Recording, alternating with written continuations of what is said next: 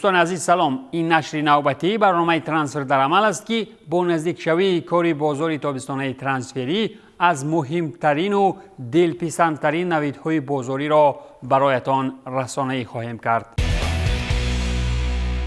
مخصوص به جانب مخلصان تاجیکستانی لیورپول خطاب کرده میگویم که الکی روزانه تابستانه ترانسفری کشاده نگردیده لیورپول از خریداری جود بیلینگهم دست کشیده است. محض همین بازیگر نگین انگشترین در بازار، شفتالوی سر شیرینی ها در دکان های فوتبالی و پسندیده ترین بازیگری بازار تابستانی خواهد بود که گزارش احتمالی بازیگر به درجه گران بود، زیرا دورتموند برای این گزارش مبلغ حجمش 130 میلیون یورو جمعی معاش بازیگر و حق کاری اگنت ها طلب کرده بود.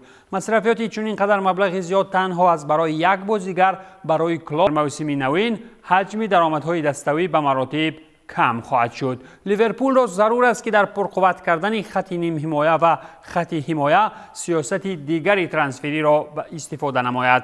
سرچشمه‌های نزدیک به انفیلد نیز اطلاع می‌دهند که واقعاً تیم مرسیسایدی چنین مصرفیات‌های بازاری را برایش اجازه داده نمی‌تواند. از جانب دیگر ماندن همه تخم‌ها در یک سبد به قول توکل‌آور خواهد بود، زیرا دقیق نیست که خود بیلینگهم هم تابستان دورتموند را ترک می‌کند و دقیقاً جای کار نوبتیش را ورزشگاه انفیلد انتخاب می‌کند. هنوز ماهی قبلی نشریه اتلتیک خبر داده بود که امضاکنی شرطنامه با جود از جانب لیورپول از احتمال دور است، ولی از جانب دیگر ریال و منچستر سیتی نزدیکند که بازیگر انگلیس را به دست دارند. خود کلوب باشد در مورد بیلینگهم در ماه دکامبر چنین گفته بود: من درباره پول سخن کردن نقص نمی‌بینم زمانی که گپسری بازیگر به مثال جود می رود.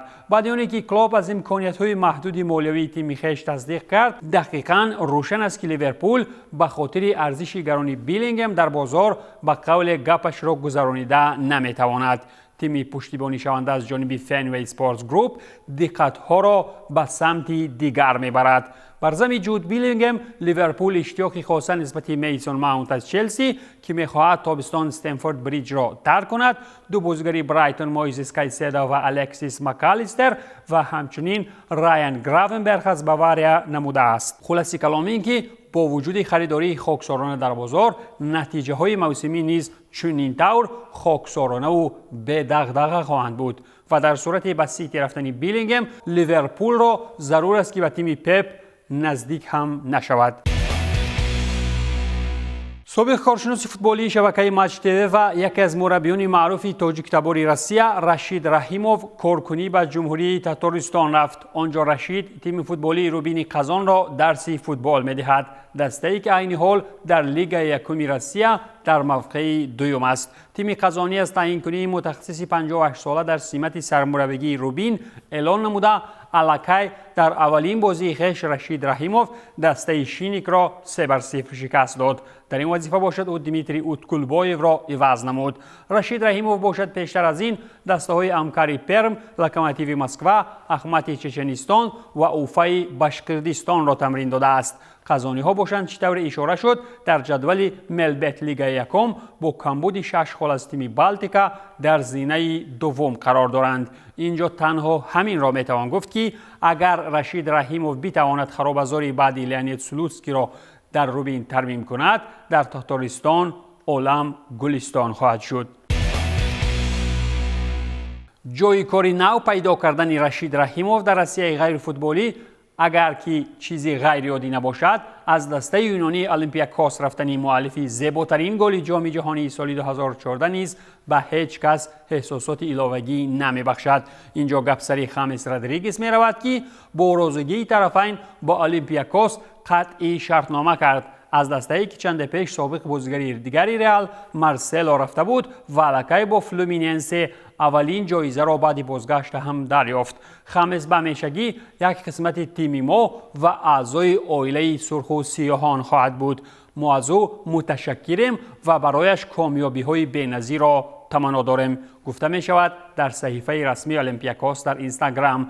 نباید فراموش کرد که خامس به صفحه اولمپیاکوس تابستان سال 2022 گزارش انجام داده در 20 بازی چمپیونات یونان 5 گل و 6 پرتافت گلی در آمار دارد. مینباد فوتبالباز خوب چهره ولی از مود رفته کلمبیایی در کجا ادامه مسندی ورزشی میکند تا حال به پرگی معلوم نیست، ولی هر نفری که گل خامس در جام جهانی برزیل 2014 و دروازه اوروگوئه را در یاد داشته باشد به هنری به همتای این کلمبیایی دست بالا میکند.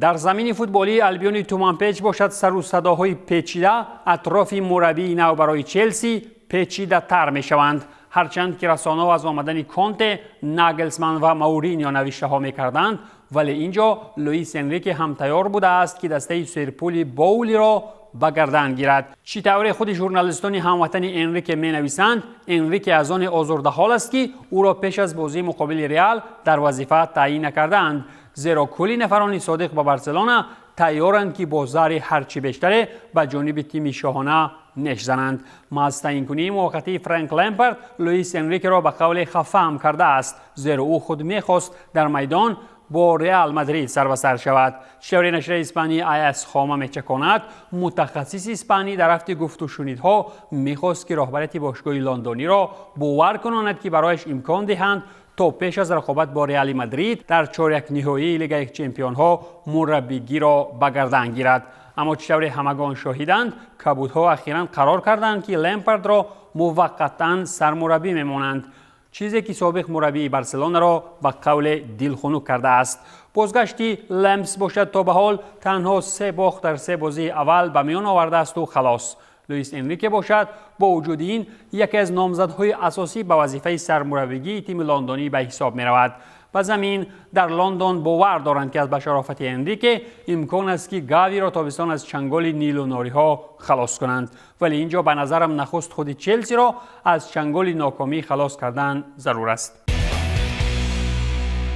وقتی که در بازار گپسری بارسا می رود جمله دوم البته نیتی فروشکاری بارسا خواهد بود، هرچند که به خاطر خلاصی از مشکل مالیوی از بحر نام ورزشگاه گذشتند و حقوق به پخش‌های میدیوی را هم به بیگانگان ماندند، باز هم دسته را ضرور است که به قول از باری چند از بازیگران هم گذرد. این نوبت بارسا نیت کرده است که تابستان فرانک کسیه را برای عوض 25-30 میلیون یورو فروشد اگر که مسی و گوندگان به تیم بیایند.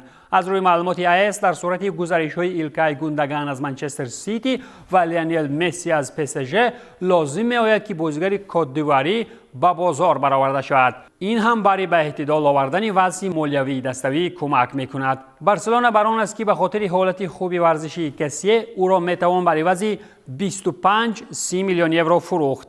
این برای کاتالانی ها کمک میکند که با نظام فیرپلی مالیوی مراسا کنند. از جانب دیگر ارزشمندی مسی برای بارسلونا آنقدر بزرگ است که این دسته نه پروای خوی میکند و نه گاوی. کسی را باشد با رسیدن چنین خبرها خود از کامپ نو گریزان شود. در ادامه سخن سری گاوی میتوان گفت که چلسی میخواهد این استعداد نادر اسپانی را گرانمزدترین بازیگر پرمیر لیگ انگلیا نماید. والدانو وقت آخری با مالک چلسی شخصا اشتراک میکنند. چطور آیاس قلم کشی میکند تیم لندنی آماده پیشنهاد شرطنامه گران ارزش با بازیگری 18 ساله میباشد. اگر گاوی پیشنهاد چلسی را قبول نماید او یکی از گرانمزدترین بازیگران پرمیر لیگ انگلیا خواهد بود. پیشتر گفته میشد که نمایندگان چلسی با سرداری دیرکتوری ورزشی دسته کریستوفر واول با اگنتی بازیگر ایوان دلاپینیا در مادرید ملاقات کردند. جانبها به توافق رسیدند که گفت و شنیدها را ادامه داده یک واخوری دیگر خواهند گذرانید که در آن استراتژی عملی کنی ترانسفر احتمالی روشن خواهد شد. دیاریو اسپورت باشد این خبرها را رد کرده اظهار نمود که واخوری تنها به خاطر تعیین کنی لوئیس انریکه به وظیفه سرمربیگی کبودها دایر شده بود. بعدا معلوم شد که چلسی واخوری دوم را با اگنتی گاوی برگزار میکند. چطور آیاس می نویسد در آن واخوری تود باولی، دلاپینیا و همچنین والدان بازیگر اشتراک میکنند. لندنی ها برانند که وقت آن رسیده است تا اندیشه گاوی را در مورد آینده اش دیگر کنند. چلسی نیت دارد که پولی در قیاس به بارسلونا به مراتب بیشتری را برایش پرداخت می نماید. قید کرده می شود که به گاوی لایحه ورزشی را پیشنهاد می نمایند که برایش امکان می دهد تا تحتی را برای لوئیس انریکه کار کند. همچنین چلسی به نیم حمایتگر کفالت می دهد که پرقوت تر خواهد شد. در موسم جاری بازیگر 18 ساله 40 بازی در صف بارسا در همه مسابقه ها گذرانیده، مؤلفی 2 گل و 6 پرتافت گلی می باشد. خلاص که اگر گاوی به چلسی بیاید، با آمدن لوئیس انریکه می توان از درخشانی ها گفت، ولی در صورتی برعکس تنها اشتهای پولی مباپه را به کف می کند و خلاص. از این پس در صف چلسی مدریک بازی ها و با قول کاتگوری های انسو فرناندسی تنها در نزد مسی شهر میدان با پرگی پایان می یابد. این بود پایان برنامه ترانسفر در عمل. تنسیت و پولدار باشید. خیر.